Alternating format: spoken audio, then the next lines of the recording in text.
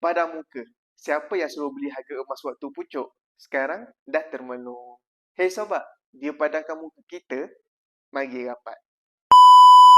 Sebab tu pentingnya simpan emas kena ada ilmu. Bukan sekadar beli, jual. First kali, kita kena tahu kita berada di posisi yang mana.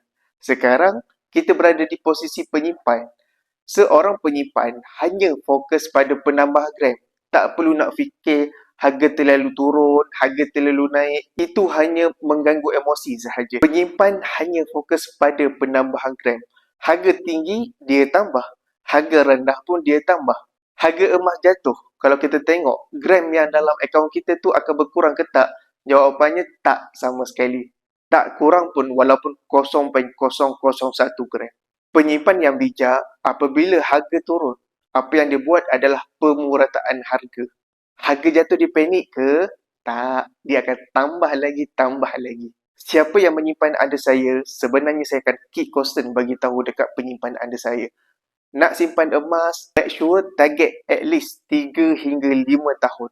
Dan juga simpan emas guna duit lebihan. Resultnya sekarang, apabila harga emas crash, penyimpan saya langsung tak ada marah saya, tak ada maki saya. Malah ada yang terus menyimpan, ambil peluang ketika harga rendah.